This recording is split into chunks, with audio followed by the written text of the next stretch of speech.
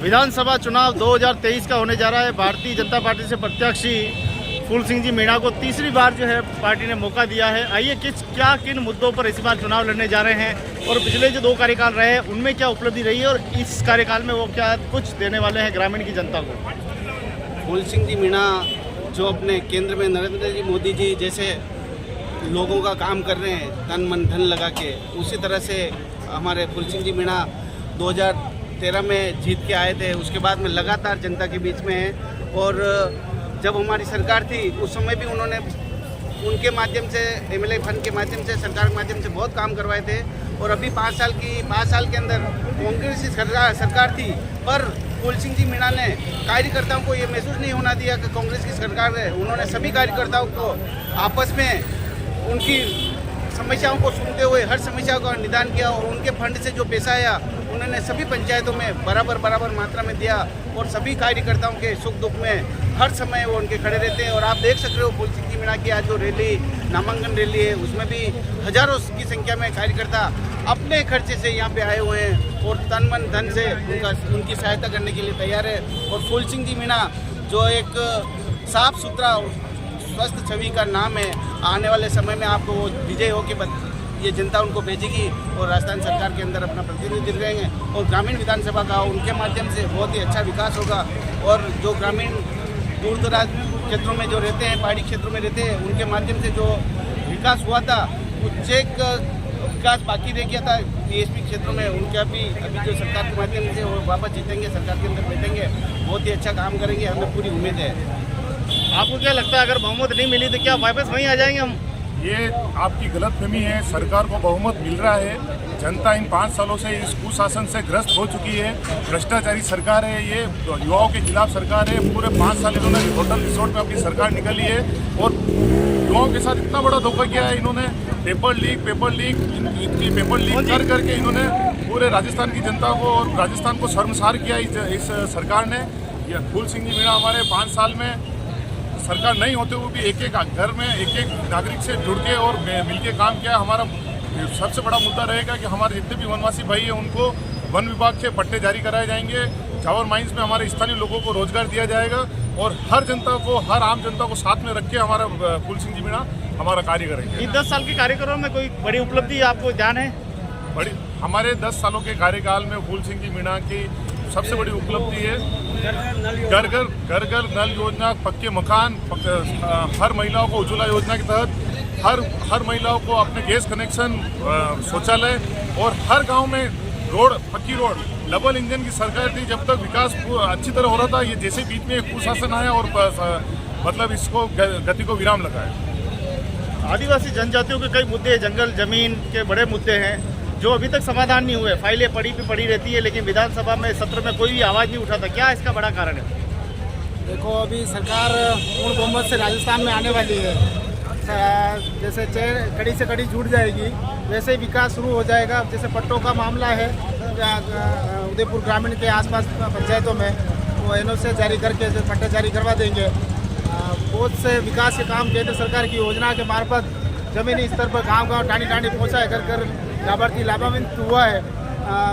कांग्रेस सरकार के जो कुशासन में जो भ्रष्टाचार होता था वो आज से जीरो है।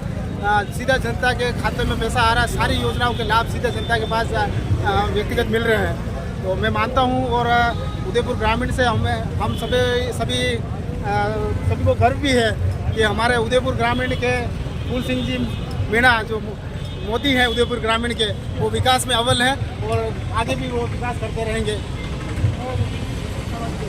जी भाई साहब। मेरा नाम मोहन सिंह देवड़ा है। मैं टिकली ग्राम से हूँ और एक कार्यकर्ता के रूप में बीजेपी का कार्य कर रहा हूँ। और हमारे ग्रामीण विधायक फूल सिंह जी मीणा है जो मतलब जमीन तल से छोटे बच्चों से लेकर बड़े बुजुर्ग तक का आदर सम्मान करते हैं और जमीन से उठे हुए छोटे से छोटा कार्य होता है उसको निपटाने का काम करते हैं। इसलिए हमारे सबके चहेते फूल सिंह जी मीणा है। वो ही हमारे एक ग्रामीण के मतलब सच्चे मोदी हैं और उसको हम मतलब हर चीज़ में जिताएंगे और हमारे विकास कार्यों को गति दिलाएंगे। जो पुरानी रोडें पड़ी हुई है उसको मतलब डबल सरकार की इंजन लगा के हम रोड, नल, घर नल और कच्चे मकान और गरीब आदमियों की हमेशा रोजगार के अवसर उपलब्ध कराए जाएंगे। इसी प्रकार से हमारे हम ग्रामीण विधायक से फूल सिंह जी को ही मतलब शपथ लेते हैं। एक विधायक बनता है, जिस क्षेत्र की जनता वोट उसे करती है और वो विधायक बन के आता है, क्या उसके कर्तव्य और दायित्व होते हैं? उनका दायित्व होता है कि प्रत्येक जनता को जिस तरह से अपन गांव-गांव में जाके लोगों से हाथ जोड़ के वोट लेके आते हैं, तो उनकी जनता की उम्मीद होती है कि विधायक साहब जीते और हमारे हर समय सुख दुख में हमारे साथ में खड़े रहें। जैसे कि कभी किसी की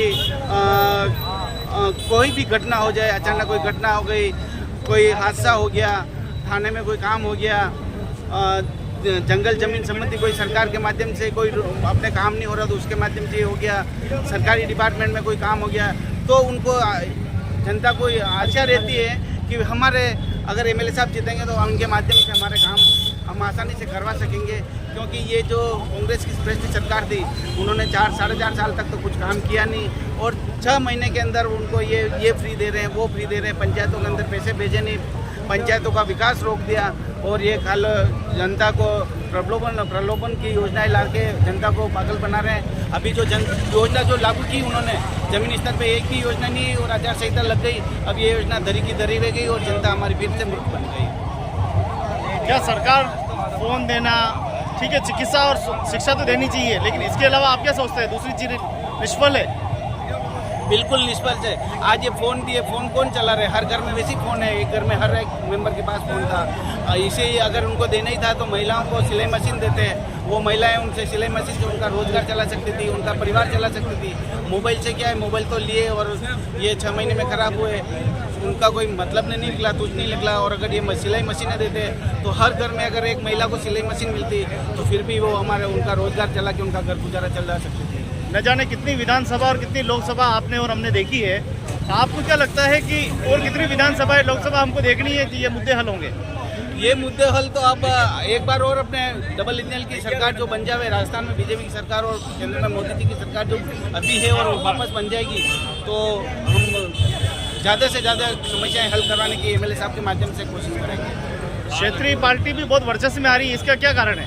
क्षेत्रीय पार्टी का कोई वर्चस्व नहीं है, वो एक तरह से तानाशाही टाइप की छत्तीसगढ़ में जिस तरह से वो एक जो करते हैं ना नकली टाइप का, उस तरह से लोगों को भड़का रहे हैं। जैसे अपने मंदिरों में नहीं जाने, अपने देवी देवताओं नहीं माने, अपने जो त्यौहार है उनको नहीं मनाने, इस तरह से कर रहे हैं। इस तरह से वो आगे नहीं बढ़ सकते। उनको आगे बढ़ना है, उनको शिक्षा के अंदर बात करनी चाहिए थी, उनको सब समाजों को साथ में लेके चलना चाहिए था। वो खाली उनके समाज को आगे लेके जा रहे हैं। उनका हर संगठन में भारतीय जनता पार्टी सभी समाजों को साथ में लेके चलती है और सभी का साथ में विकास करने की कोशिश करती है। इसीलिए हम भारतीय जनता पार्टी के साथ में हमेशा